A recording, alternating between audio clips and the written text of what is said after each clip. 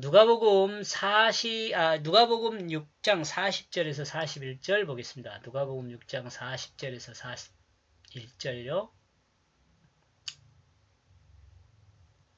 40절. 한 제자는 그 선생 위에 있지 못한다. 그러나 그가 모든 것에 온전하게 되어 있어 그는 그 자신의 선생과 같이 있는 것이다.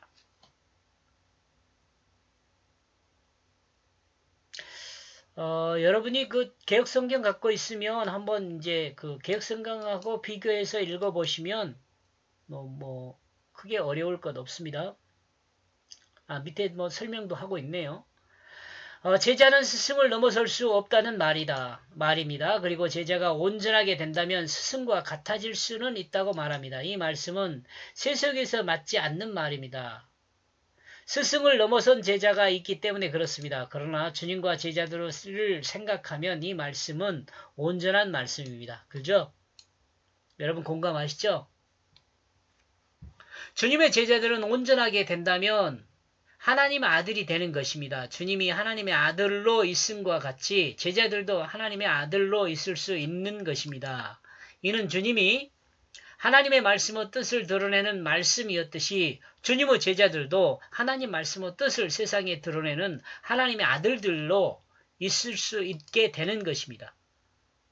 주님의 제자들만 그런 게 아니죠. 나와 여러분도 마찬가지예요. 우리가 보통 교회나 이런 요즘 그 최근에 사람들이 뭐라고 하면 제자 훈련 그런 거 많이 하잖아요. 근데 저는 이렇게 말씀드리고 싶어요. 제자가 되기보다는 하나님의 자녀가 돼야 돼요. 하나님의 자녀가 돼야죠. 공감하십니까?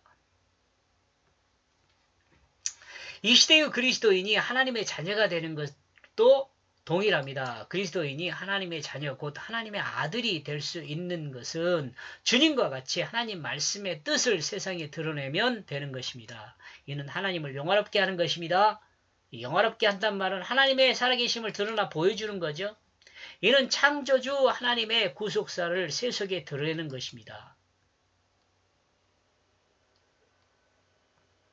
우리가 주님을 닮은 모습이 곧 하나님의 자녀인 모습이거든요.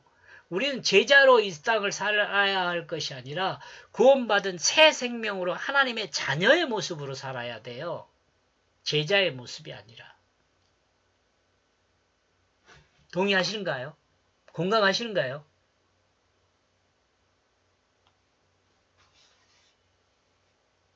이단들이 많아갖고 막 나도 예수님 나도 뭐 자기가 예수라고 하니까 좀 이런 말 하기가 좀 곤란하긴 하죠.